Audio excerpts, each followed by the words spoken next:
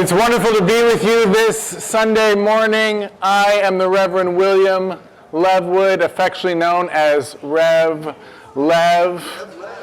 My pronouns are variously he, him, or sometimes je, jour, and I have the great privilege of being the minister here at Accotink Unitarian Universalist Church.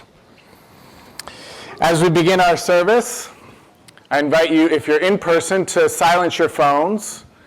And whether you're joining us in person or online, we'll begin, as we do every Sunday, by taking a deep breath together to center ourselves.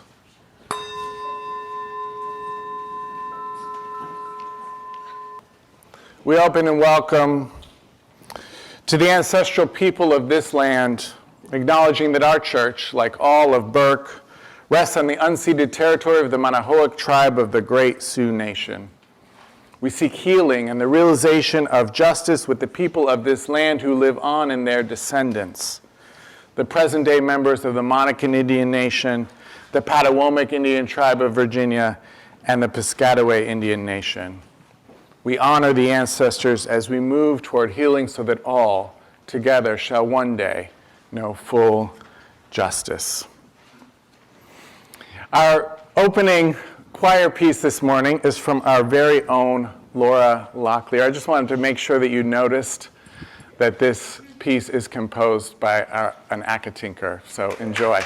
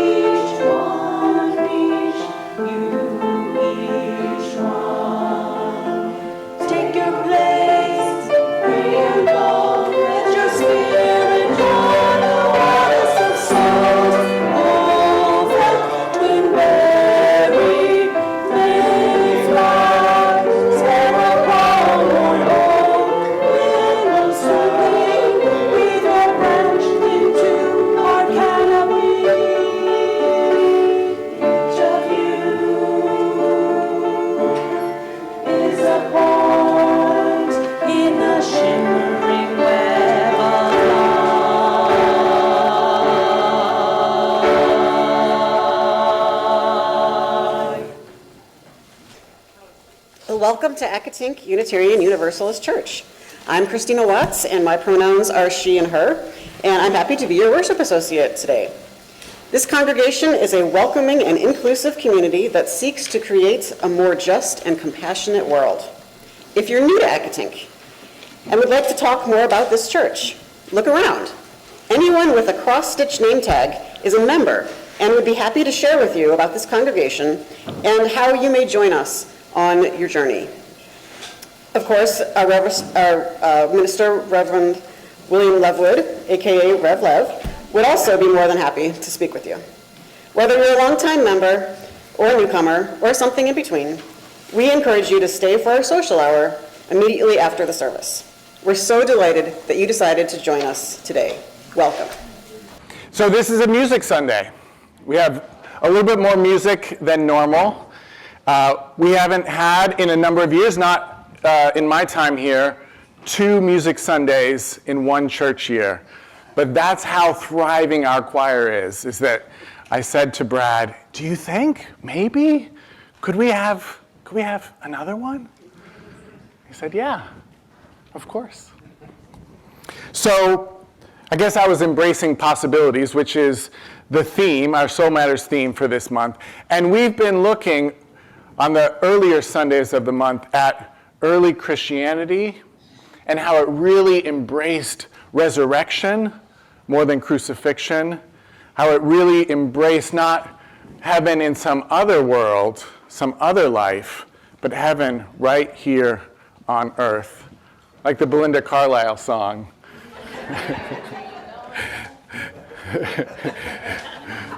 I wish we should be singing that today, but we won't be. Maybe next time. And also then looking at how that vision of heaven on earth, of bringing heaven to earth, of seeing how it's already here, and also through compassion and justice making it even more here, how that message was lost and distorted over the history of Christianity, so that crucifixion became the focus, the afterlife became the focus, and violence was normalized, even sanctified. So that leads us into our Earth Day Sundays. That's right, I said Sundays, because today we're going to explore the themes of Earth Day, and then our Green Sanctuary will continue that exploration next Sunday. But it occurred to me this morning that with this focus on paradise right here, right now, we've been doing Earth Day all month. And we should be doing Earth Day all year, so I'm glad that that is the case. I hope that throughout the year, and I'm inspired myself throughout the year, and in our walk, our journey, our movement as Unitarian Universalists, to continue that focus, that theological grounding, that this is a good earth, and we are good people, neither perfect. There's work to do, but we have been given the tools to do it. It's not a sinful world, or if it is, it's a world where healing and repair can happen, are happening, and we should continue that journey of regeneration. So, just remember that each of you is a part of the shimmering web of life. And with that in mind, I invite you to rise in body or in spirit for our chalice lighting. We're going to be reciting words describing how we put love at the center of Unitarian Universalism by honoring the interdependent web of life. Please say the words with me.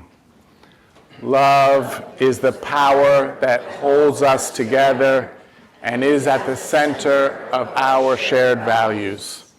As an expression of the value of interdependence, we honor the interdependent web of all existence. With reverence for the great web of life and with humility, we acknowledge our place in it. We covenant to protect Earth and all beings from exploitation. We create and nurture sustainable relationships of care and respect, mutuality and justice. We are accountable to one another for doing the work of living our shared values through the spiritual discipline of love. So I've been sharing throughout the year. I plan to do it monthly. I didn't quite get one every month, but sharing these Dorothea Sophia stories. So this is Dorothea Sophia and the Web of Life. My name is Dorothea Sophia. Weird name, I know. My dad's a UU minister, so I was named after two famous Unitarian Universalists, Dorothea Dix and Sophia Lyon Foz. You can just call me Dot. I grew up hearing about the web of life all the time. And at first, I was really confused, scared, actually. What is this web of life, and when is it going to get me? Capture me in its sticky strands so some huge, scary spider can come and devour me. But eventually, I learned that's not what the web of life is. The web of life is about how we're all connected. Did you know? Did you know that if it wasn't for how trees literally pull the water from the sky, there would be only a narrow strip of livable land on the coasts of the continents? Livable for humans, I mean. The rest of the continent, most of the continents, would be desert in the center. Yeah, the forest pulls the water, the clouds, which make a habitat where trees can grow, which pulls more water, more clouds further into the center until most of continents are green and verdant, thriving with foliage, with plants of all kinds, but especially trees. It's also why there are less trees and more grass in the center of most continents.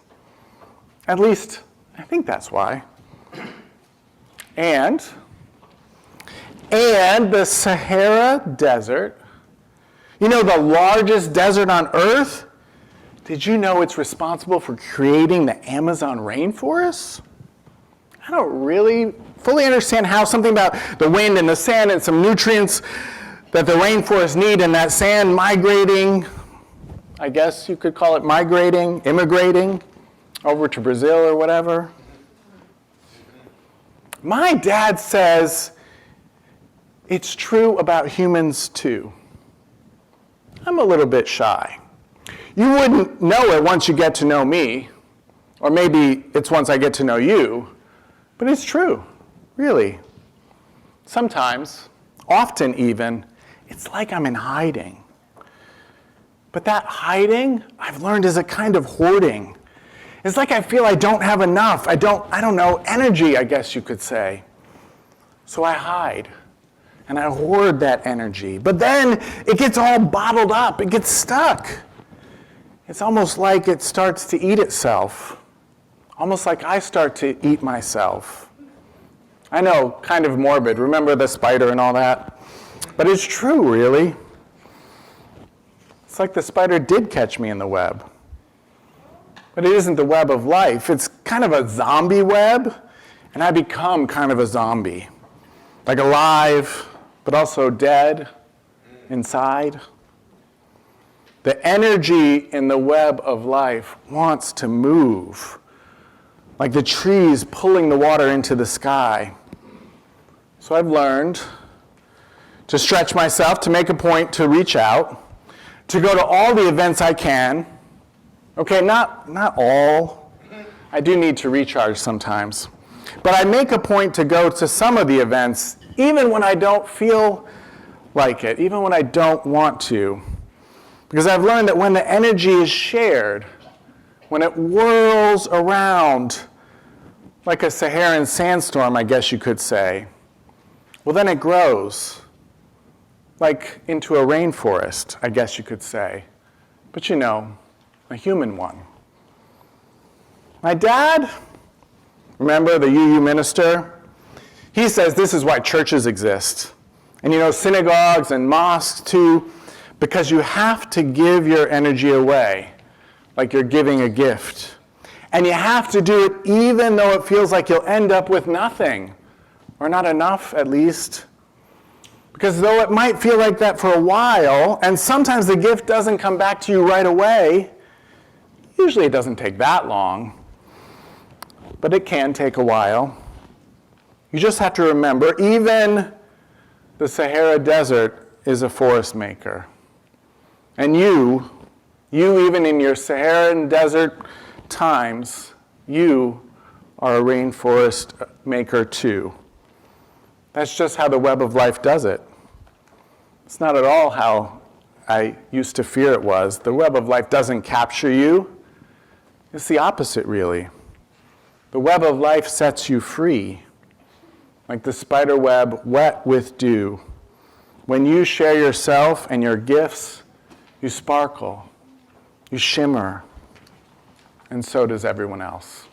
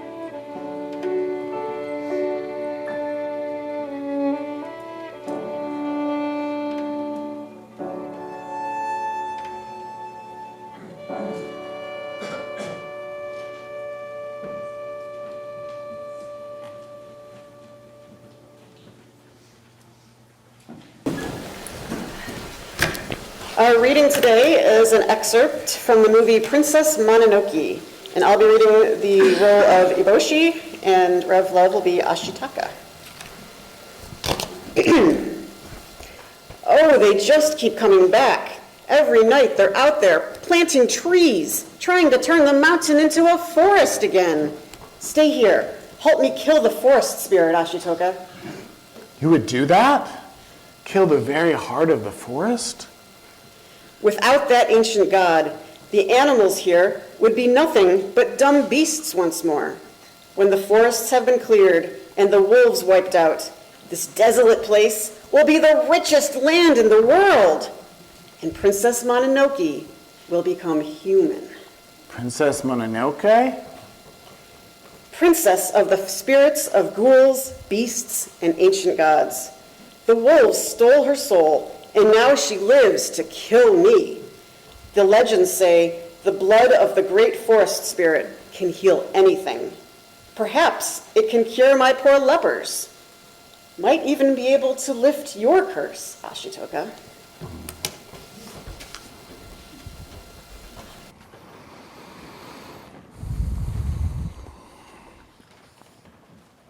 The animated movie, Princess Mononoke, opens with a huge demon boar covered in writhing purple-black worms barreling towards a small village.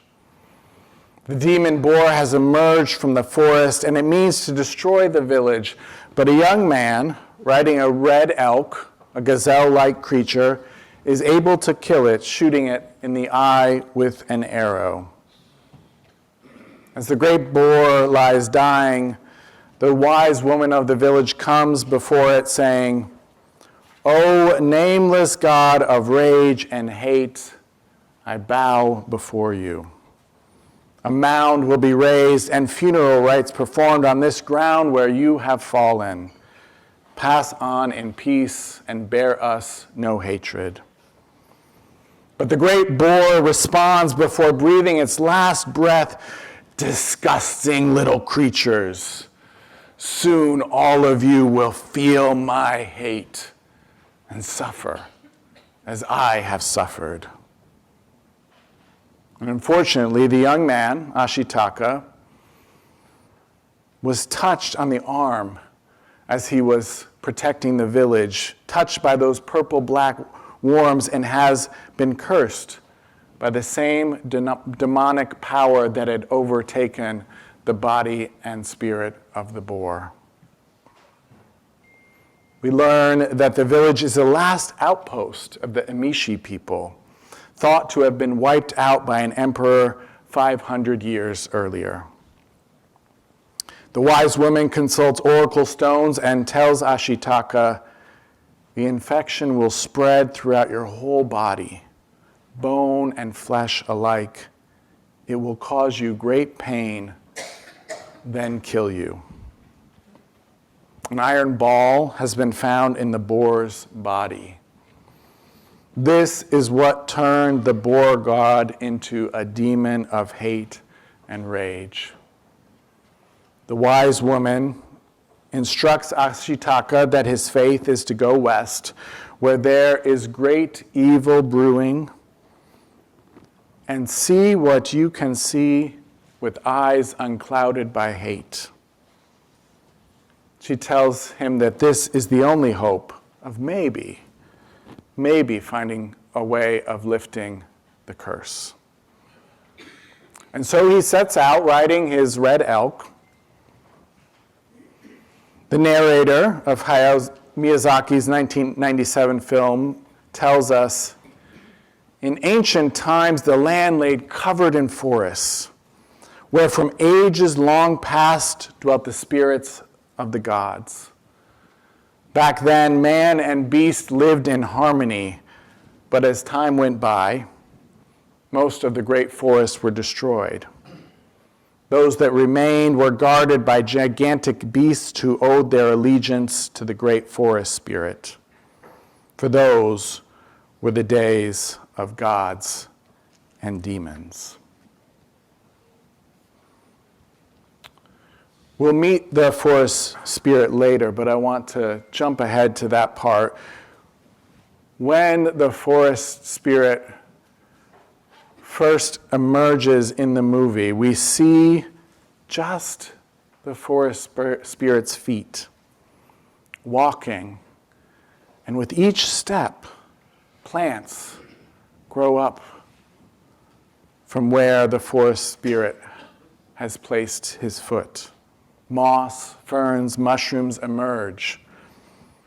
Reminds me of how Vietnamese Zen Buddhist Thich Nhat Hanh said to walk as if your feet are kissing the earth.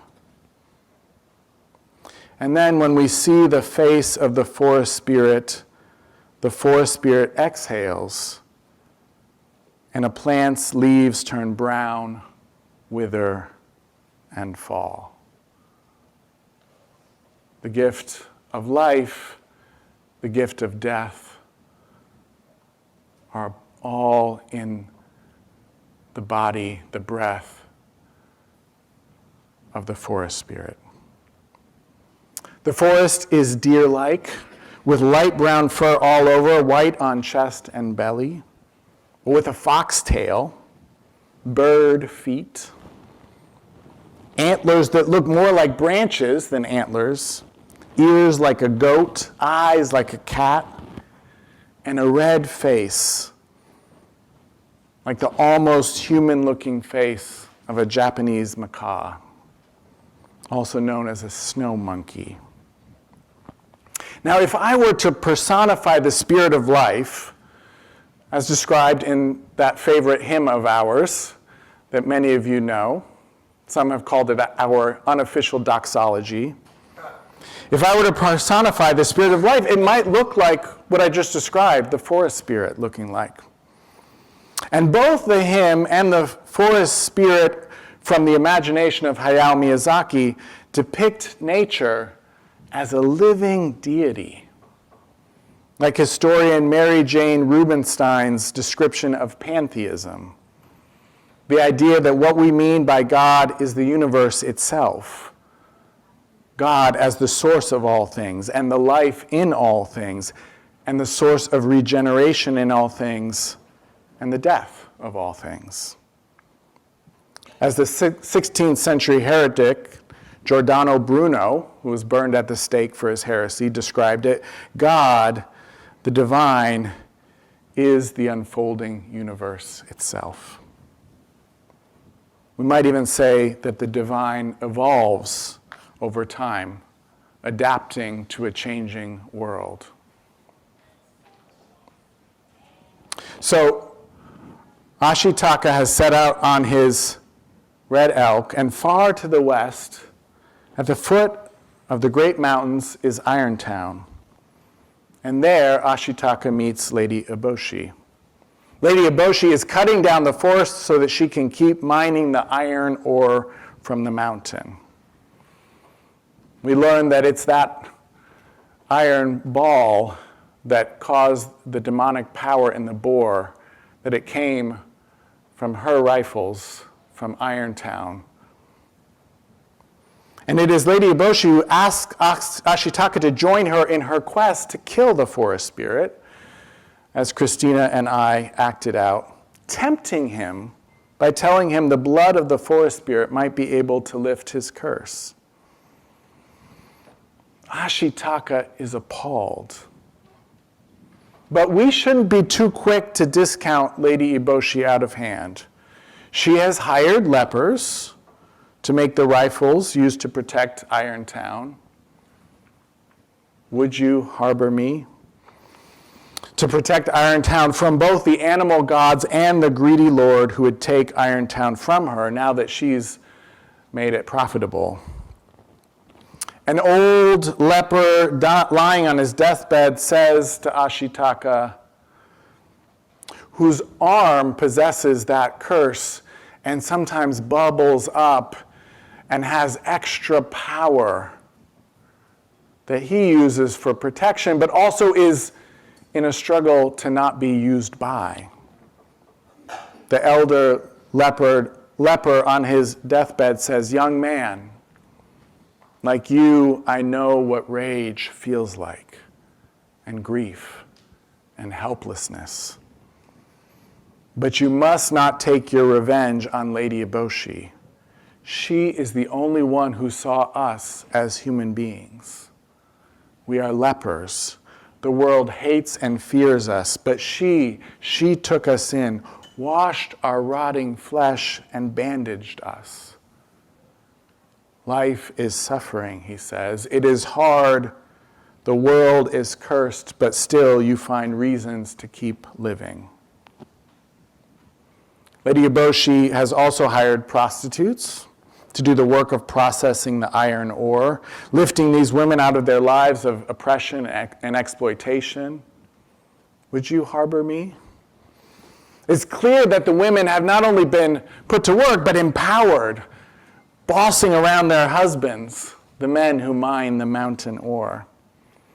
So you see, Lady Eboshi isn't all bad. She's giving people jobs, even marginalized people. We could even see her as following Jesus' advice that how we treat the least of these is how we have treated Jesus himself.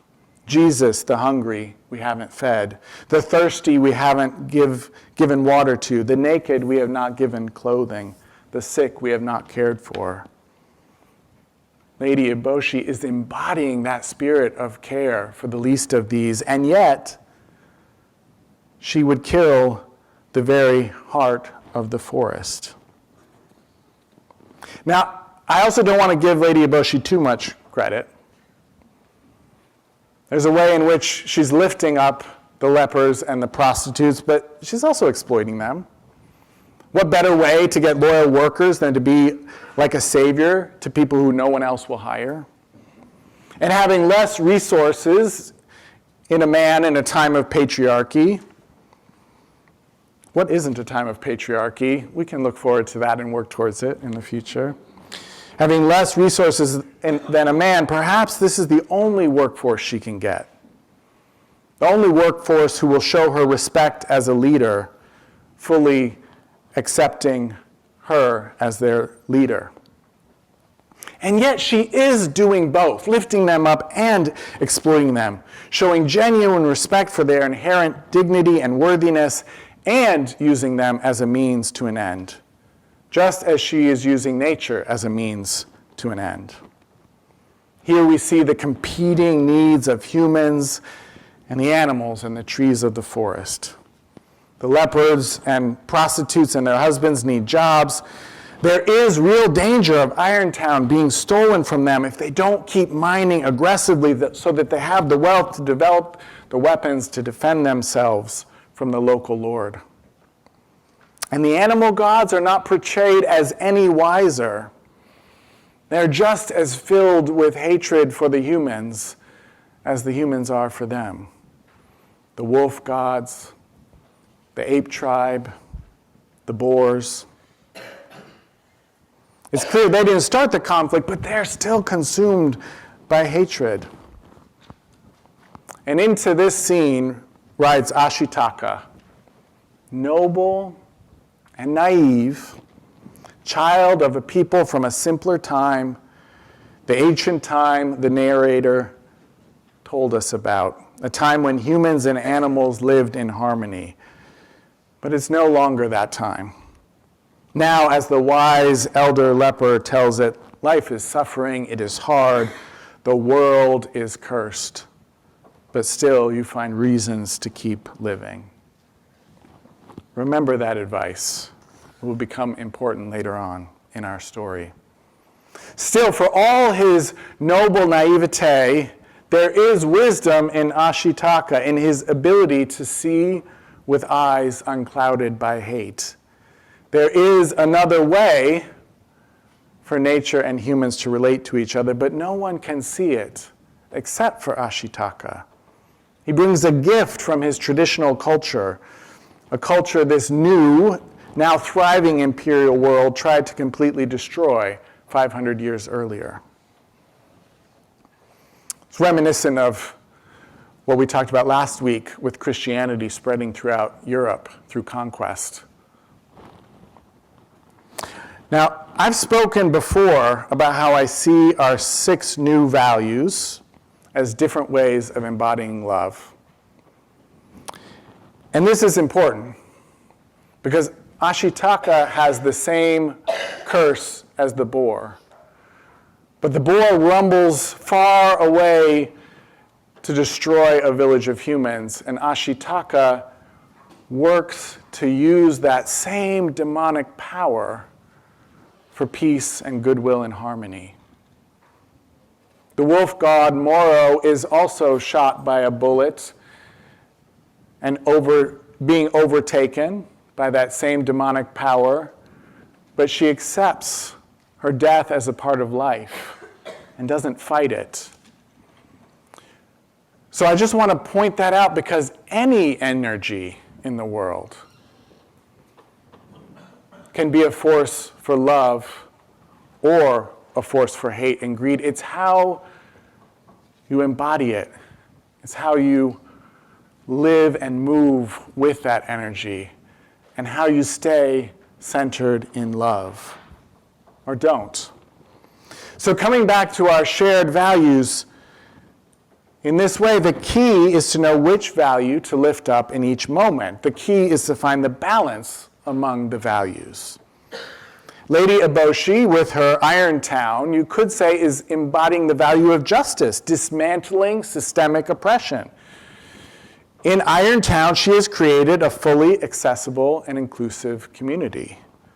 Those words are from our value of equity, at least in comparison to the truly brutal violence surrounding Irontown. But she isn't honoring the interdependent web of all existence. She isn't showing reverence for the great web of life or humbly acknowledging humanity's place in the web. Rather than creating and nurturing sustainable relationships of care and respect, of mutuality and justice, Lady Eboshi is using nature as a means to an end, which we know in our time, even better than she would in hers, is not only cruel, but unsustainable. Side note, it's this congregation, our Green Sanctuary, that suggested the word sustainable be added to the value of interdependence, so yay us.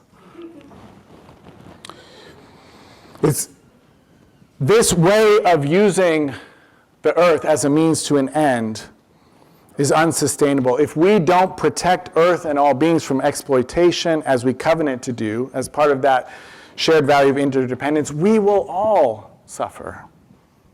Just as the boar god promised in his curse spoken with his last dying breath. And this is almost what happens in the movie. Lady Eboshi, in consort with the faraway emperor's henchmen, does kill the great forest spirit, chopping off its head and taking it to be given to the emperor, who believes a mythical legend that it will bring him immortality. But without its head, the great forest spirit becomes a destructive flood of energy, eating away the forest and everything in its path.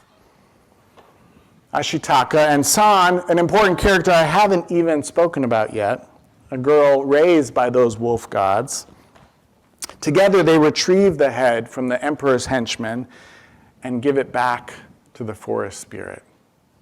Ashitaka saying it must be returned by human hands. The forest spirit still dies, but is also resurrected. Young plants on that now barren landscape magically filling the hills of the mountainside. No trees yet, but those will grow back in time. San, the wolf girl, mourns, saying, "The forest spirit is dead. Even if the trees grow back, this will never be the forest spirit's place again. The forest spirit is dead." But Ashitaka replies, "Never. The forest spirit is life itself. The forest spirit isn't dead. The forest spirit is here with us now, telling us it's time for us to live." It's as if the forest spirit is giving the message through that death and resurrection, that each of you, each of us, is a part of the shimmering web of life. The forest spirit, the spirit of life in us and all around us, telling us it's time to live. It is time for us to dismantle human oppressions and protect Earth and all beings from exploitation. Not one or the other. There is a way to do both, and it is the only way we will survive. So I think it's true that just like in the movie, it takes someone or an imagination outside our transactional means to an end approach to the world to help us see a new way, to help us see that we can covenant to create and nurture sustainable relationships of care and respect, mutuality, and justice. In a relationship of mutuality, the point is not what we get from the other person or what they get from us. The point is the relationship, the connection, the mutual energy between people.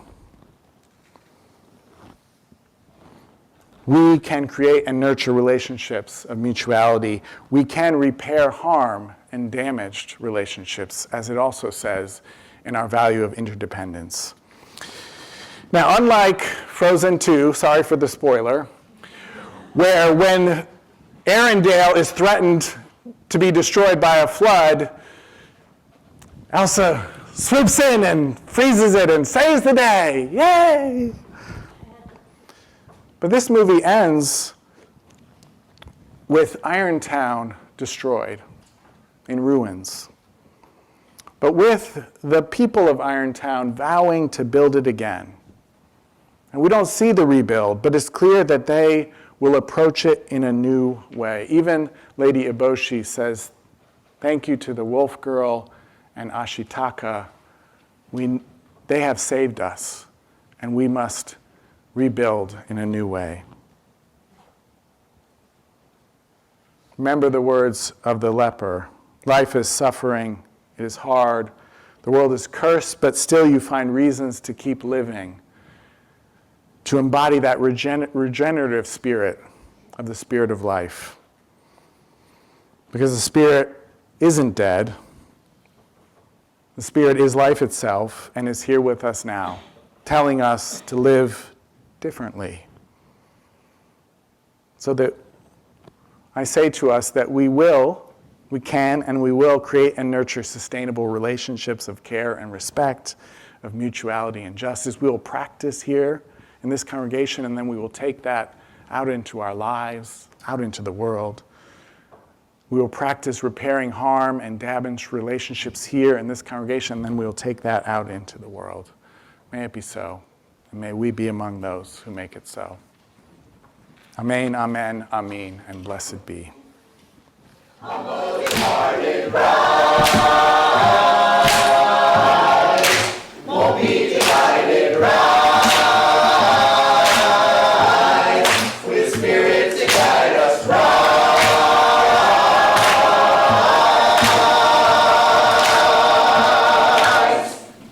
All right, John Peterson is going to come up and tell you about how you can rise. Rise up.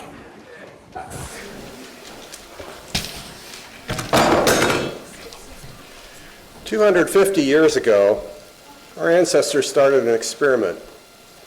The first modern republic, with a constitution that tried to keep government in the service of the people and not in the service of a small group of nobles or rich men, which was the case in all the rest of the world at that time.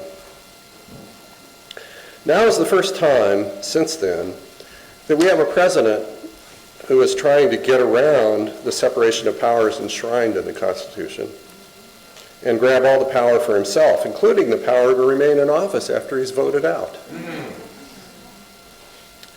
I'm tempted to sit on the sidelines and say, surely the Constitution and the courts will prevent this from happening. And I have so many things that take up my time. But I'm reminded of Thomas Paine's words from December of 1776, when George Washington's army was reduced to something like 3,000 men. And it seemed that America was losing the war for independence. And this is what he said: "These are the times that try men's souls.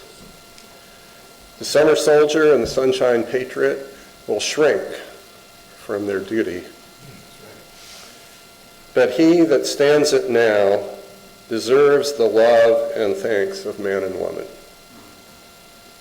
So when May 1 comes along, I will not be buying anything, and I will show up wherever I can, in spite of my infirmities, to send a message to all Americans that we will persevere, and we will preserve our republic against any and all con men who seek to wreck it while claiming to be patriots. I encourage you to also participate in the May Day actions by not buying anything, participating in one of the protests, and if possible, not going to work or school on May 1st. Thank you.